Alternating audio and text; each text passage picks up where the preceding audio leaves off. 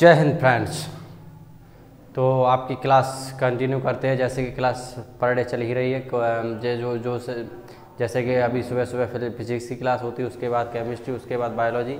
कभी कभार बायोलॉजी पहले या केमिस्ट्री बाद में हो जाती है, यानी पर्टिकुलर क्लास पर डे चल ही रही है, जो कि आपकी सीरीज 8000 प्लस क्वेश्चन की हमने जो स्टार्ट की है। ठीक है, तो कंटिन्यू करते हैं क्लास। लेकिन उससे पहले दो चार चीज़ें बता दें कि समय के अनुसार आप स्पीड बढ़ाइए, क्लास को पूरी कवरअप करिए प्रीवियस ईयर क्वेश्चन की, और मैथ रीजनिंग पर थोड़ा अच्छा समय दीजिए। 4-4 घंटे मैथ रीजनिंग पर, 2 घंटे साइंस पर, 1-2 घंटे अपना इधर उधर लगाने में, यानी कि 10-12 घंटे अभी प्रॉपर पढ़ाई कीजिए, क्योंकि ग्रुप डी परीक्षा बहुत नज़दीक है।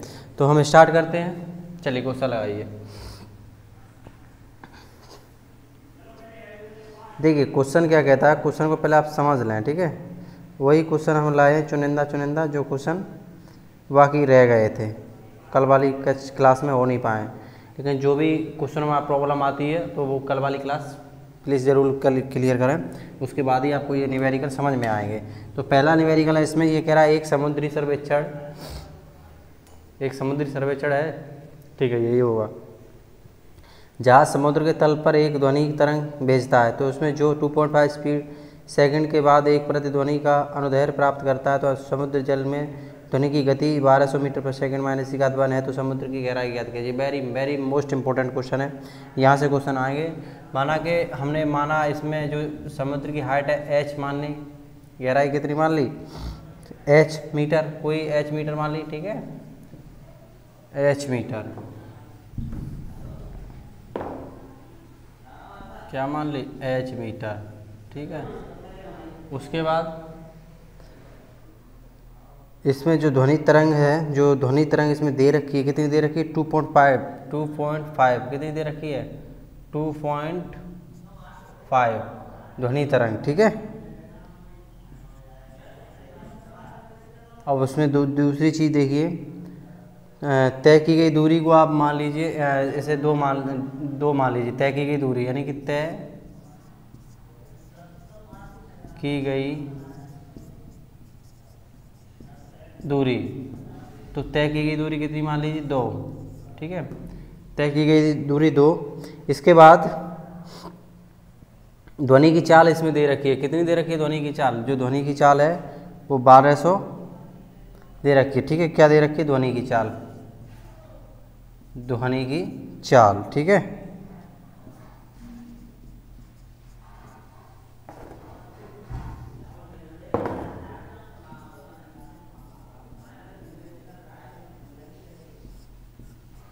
ध्वनि की चाल बराबर कितनी है, 1200 मीटर पर सेकंड।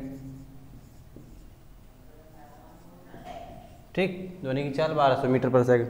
इसने अब निकालना क्या, इसे पूछ रहा है समुद्र की गहराई क्या होगी, तो हमें क्या निकालनी, गति की, ध्वनि की गति की, यानी गति निकालनी है। तो दूरी, गहराई निकालनी है, क्या निकालनी है, गहराई।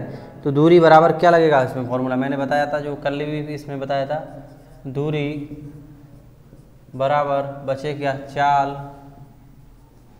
इंटू समय। ठीक है, दोनों का क्या होगा, गुणा। तो चाल कितनी दे रखी है इसमें, चाल इसमें हमें दे रखी है 1200। ठीक है, और जो हमें समय दे रखा है वो 2.5। तो देखिए बराबर चाल है हमारी 1200 और समय है 2.5 सेकेंड। 25 दूनी कितना होता है, ये चीज़ें क्लियर हो गई, मैं रफ करता हूँ। ठीक है,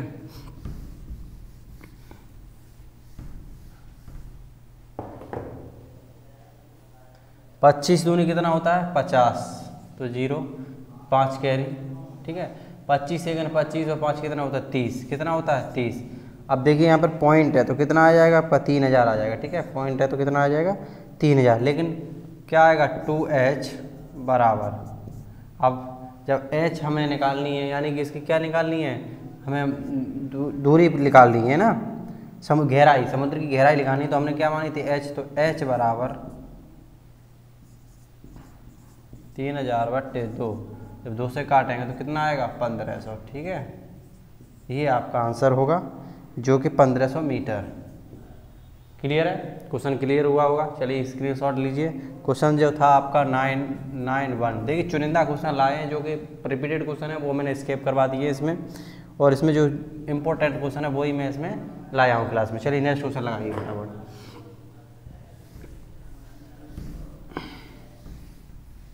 लग गया? नेक्स्ट क्वेश्चन हो गया। क्वेश्चन नंबर जो है आपका अगला क्वेश्चन है, मैं बताता हूँ। अगला जो क्वेश्चन होगा वो होगा 1000 नंबर क्वेश्चन। देखिए क्वेश्चन नंबर 1000 है। देखिए 1000 नंबर क्वेश्चन है, ठीक है। देखिए 1000 क्वेश्चन नंबर कह रहा है, देखिए समझ लीजिए, ये कह रहा है जब किसी वस्तु की चाल ध्वनि की चाल से अधिक हो जाती है तो इसे चाल पर यात्रा करना कहा जाता है। तो क्या कहा जाता है? यानी जब किसी वस्तु की चाल ध्वनि की चाल से, यानी कोई वस्तु है उसकी चाल ध्वनि की चाल से अधिक हो जाए, तीव्र हो जाए, तो इसे क्या कहेंगे हम? अपश्रव्य कहेंगे, पराश्रव्य कहेंगे, या पराध्वनिक कहेंगे, या ध्वनिक कहेंगे। तो उसे हम पराध्वनिक कहते हैं। क्या कहते हैं? पराध्वनिक कहते हैं। यानी कि जो 20,000 से नीचे होती हैं, 20 से नीचे होती हैं उन्हें अपश्रव्य कहते हैं, और 20 से 20,000 से ऊपर होती हैं उन्हें क्या कहते हैं? पराश्रव्य कहते हैं। और जो ध्वनि की चाल से तेज होती हैं उन्हें कहते हैं पराध्वनिक कहते हैं। क्या कहते हैं? पराध्वनिक।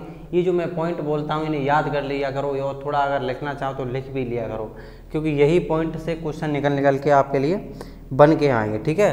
तो 1000 का जो ऑप्शन होगा वो होगा ऑप्शन सी, ठीक है। मैंने अभी बताया, ये कह रहा है जब किसी वस्तु की चाल ध्वनि की चाल से अधिक हो जाती है तो इसे चाल यात्रा करना कहा जाता है, तो पराध्वनिक कहते हैं। क्या कहते हैं? पराध्वनिक कहते हैं। चलिए नेक्स्ट क्वेश्चन लगा दीजिए। क्वेश्चन नंबर है 1001, ठीक है। अब हम 1001 की तरफ बढ़ रहे हैं, यानी 1000 क्वेश्चन क्लियर कर चुके हैं। निम्न में से किसमें 2500 सेल्सियस पर ध्वनि का वेग अधिकतम होगा? तो 2500 सेल्सियस पर पीतल में, इस्पात में, लोहा में, एल्यूमिनियम में। तो देखिए एल्यूमिनियम में सबसे अधिक ध्वनि का वेग होगा। क्या होगा? एल्यूमिनियम में सबसे अधिक ध्वनि जाएगी। क्यों जाएगी? इसका रीजन है, देखिए लोहा और एल्यूमिनियम को दोनों को गर्म करेंगे ना तो ज़्यादातर जो फर्क पड़ेगा एल्यूमिनियम पे पड़ेगा, ठीक है। तो जो ज़्यादा कंज्यूम करे, क्या कंज्यूम करे? हीट कंज्यूम करे, तो वही उसमें ज़्यादा ध्वनि तेज जा होती है, ठीक है। तो लोहा भी ऑप्शन है, इस्पात भी, पीतल भी, सबसे ज़्यादा किस में होगा? एल्यूमिनियम में होगा। तो ऑप्शन आपका जो है सी है। नेक्स्ट क्वेश्चन लगा दीजिए। ये क्वेश्चन मुझे लगा था कि कल भी मैंने करा दिए थे, फिर भी मैं कोई क्वेश्चन बच ना पाए, इसलिए मैं क्वेश्चन लेके आया हूँ। क्वेश्चन नंबर नेक्स्ट क्वेश्चन लगाइए। ये तापमान बढ़ता है तो ध्वनि की गति, यदि तापमान बढ़ता है तो ध्वनि की गति कैसी होती है? नियंत्रित रहती है, अनंत हो जाती है, अब घटती है, शून्य हो जाती है, बढ़ती है। तो अगर तापमान बढ़ेगा तो मैंने अभी बताया कैसी होती है ध्वनि की गति? बढ़ जाती है, ठीक है। तापमान के साथ साथ ध्वनि की गति बढ़ जाती है, ठीक है। चलिए नेक्स्ट क्वेश्चन लगा दीजिए। क्वेश्चन नंबर 105, मोस्ट इंपोर्टेंट, जितने भी क्वेश्चन है मोस्ट इंपोर्टेंट क्वेश्चन है। दिए गए एक तापमान पर ध्वनि की गति में अधिकतम होती है। तो दिए गए तापमान पर ध्वनि की गति में अधिकतम क्या होती है? 4 ऑप्शन दिए हैं। तो सबसे अधिक किसमें? स्टील, निकल, आयरन में। तो दिए गए तापमान पर ध्वनि, तापमान जैसे जैसे इन चीज़ों में बढ़ाया जाए, चारों में, लोहा और दिया जाए ऑप्शन में, तो सबसे ज़्यादा एल्यूमिनियम में कंज्यूम तापमान होता है, क्योंकि ज़्यादा जल्दी एल्यूमिनियम ही, यानी कि पिघलने की कोशिश में एल्यूमिनियम रहता है, इसलिए ध्वनि भी किस में ज़्यादा कंज्यूम करेगी? एल्यूमिनियम में। सबसे ज़्यादा हीट कौन होता है? एल्यूमिनियम। तो ऑप्शन बी होगा, ठीक है। देखिए क्वेश्चन नंबर, नेक्स्ट क्वेश्चन लगाइए। क्वेश्चन नंबर 105 क्लियर हो चुका है। क्वेश्चन नंबर 106 की तरफ चलते हैं। देखिए क्वेश्चन नंबर 106 बहुत इंपॉर्टेंट क्वेश्चन है, वो 1006, ठीक है। देखिए ये कह रहा है, खाली जगह दे रखी है इसमें ध्वनि की गति सबसे तेज होती है, तो किस में होती है? पानी में, केरोसिन के तेल में, स्टील में, या वायु में। तो सबसे जो होगी स्टील में होगी, अगर ऐसे ऑप्शन दे रखे हैं तो, ठीक है। तो सबसे तेज होती है तो स्टील में होती है, ठीक है। और अगर अवस्था पूछे ठोस, द्रव, गैस, तो सबसे ज़्यादा ध्वनि किस में रहती है? ठोसों में। सबसे ज़्यादा किस में होती है? ठोसों में, ठीक है। सबसे ज़्यादा ठोसों में रहती है, उसके बाद द्रव्य होगा, उसके बाद गैस होगा। द्रव्य माने पानी वानी, लिक्विड वगैरह, गैस हवा, जैसे इसमें तो सबसे ज़्यादा ठोसों में रहती है, तो 106 का ऑप्शन सी हो जाएगा स्टील। ठीक है, नेक्स्ट क्वेश्चन लगाइए। नेक्स्ट क्वेश्चन है आपका 1010, मोस्ट इम्पोर्टेंट क्वेश्चन है 1010। निम्न में से किस पदार्थ की ध्वनि का वेग, निम्न में से किस पदार्थ की ध्वनि का वेग, चलिए तो ध्वनि का प्रकार, चलिए मैं क्वेश्चन चेक कर लेता हूँ, 1 सेकंड आप आंसर दीजिए तब तक। यार 7 क्वेश्चन क्या दिया जा लौटे में, ये तो मैं करा चुका हूँ।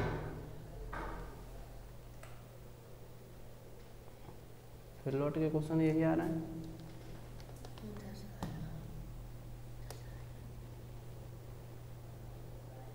ठीक है, हाँ क्वेश्चन आ गई, इसी का आंसर दीजिए। चलिए इसका आंसर दीजिए। देखिए, निम्न में से किस पदार्थ में ध्वनि का वेग सबसे कम होगा, तो ध्वनि का वेग जल, इस्पात या कांच या वायु में तो सबसे कम होता है इन चीज़ों में, तो वायु में, क्योंकि ठोस के बाद द्रव, द्रव्य के बाद गैस आते हैं। तो सबसे पहले इसमें कांच भी दे रखा था, इस्पात भी दे रखा था, स्टील वगैरह, इस्पात, जल भी दे रखा था। तो सबसे पहले ठोसों में, उसके बाद द्रव्य में, उसके बाद वायु का नंबर आएगा, तो ऑप्शन डी होगा सबसे लास्ट में। ठीक है, तो स्क्रीनशॉट ले लीजिए, मोस्ट इंपॉर्टेंट क्वेश्चन है ये, क्वेश्चनों के आंसर हैं। ठीक है, तो मैं रफ करता हूँ। चलिए नेक्स्ट क्वेश्चन लगाइए। नेक्स्ट जो क्वेश्चन है आपका 1012, ध्वनि का प्रसार में अधिकतम होता है निर्वात में, गैस में, ठोस में या तरल में होता है, तो ठोसों में सबसे अधिक होगा, ऑप्शन सी। अभी मैंने करा दिया, ये रिपीटेड क्वेश्चन है, बहुत अच्छा क्वेश्चन था। ठीक है, 1-2 क्वेश्चन और बचे होंगे आपके लेक्चर में ये, और इसके बाद खत्म हो जाएगा। इसके बाद जो आपका है चैप्टर वो होगा ध्वनि के अभिलक्षण स्टार्ट होगा। ठीक है, ध्वनि से ही संबंधित है। ठीक है, तो इसमें जो नेक्स्ट क्वेश्चन है 1012 क्वेश्चन हो चुका है। नेक्स्ट क्वेश्चन लगाइए, 1018 क्वेश्चन होगा। ठीक है, 1018। देखिए, एक ध्वनि तरंग की आवृत्ति 4 किलोमीटर हर्ट्ज तथा तरंग दैर्घ्य 40 सेंटीमीटर है। ध्वनि तरंग का 3.5 किलोमीटर की दूरी करने में लगा समय कितना होगा। तो देखिए, मोस्ट इम्पोर्टेंट क्वेश्चन है, इसमें 3-4 चीज़ दे रखी है, सिर्फ आवृत्ति दे रखी, तरंग दे रखी है, तो चाल ज्ञात करनी। तो चाल के लिए मैंने बताया था एन इंटू लैम्बडा। ठीक है, तरंग दैर्घ्य और जो आवृत्ति और वेग। ठीक है, अब देखिए क्या क्या है, 4000 इंटू 0.4। ठीक है, 4 चौक 16, कितना हो जाएगा 16। और क्या दे रखा, और कुछ नहीं दे रखा, 1600 मीटर। ठीक है, 1600 मीटर पर सेकंड, ये निकल के आ गया। अब इसने पूछा है समय बताइए, समय, तो समय का फॉर्मूला आपको पता होना चाहिए। समय बराबर बचा क्या, देखो समय पूछ रहा है तो दूरी हमेशा कहाँ आएगी, ऊपर आएगी। कहाँ आएगी, दूरी ऊपर रहती है, और नीचे क्या बची, चाल। तो दूरी कितनी दे रहा है, 1600 मीटर बट्टे चाल कितनी आ रही है नीचे। नीचे थोड़ा हम रफ कर दें, समझ में नहीं आ रहा होगा यहाँ पे, चलिए यहाँ समझा देते हैं। ठीक है, देखिए फॉर्मूला वही होगा, समय बराबर दूरी बट्टे चाल। अब देखिए क्या क्या इसने बोल रखा है, 3.5 किलोमीटर, तो 3.5 इंटू 1600 नहीं मीटर पर सेकंड है वो तो। ठीक है,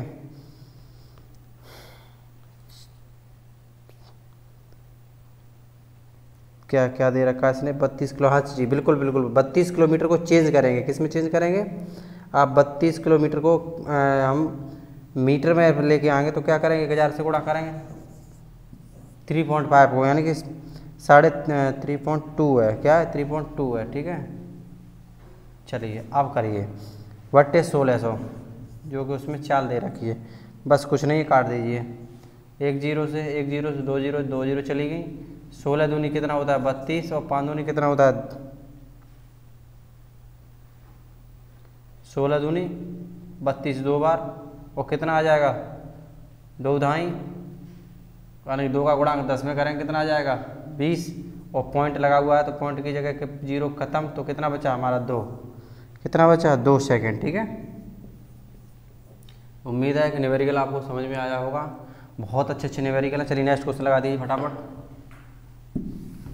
मोस्ट इम्पोर्टेंट न्यूमेरिकल हैं, कोई प्रॉब्लम हो तो हमें बताएं। चलिए क्वेश्चन नंबर है आपका जो है 1019। क्वेश्चन नहीं है इसमें, क्वेश्चन शायद ख़त्म हो चुके हैं। है कोई क्वेश्चन?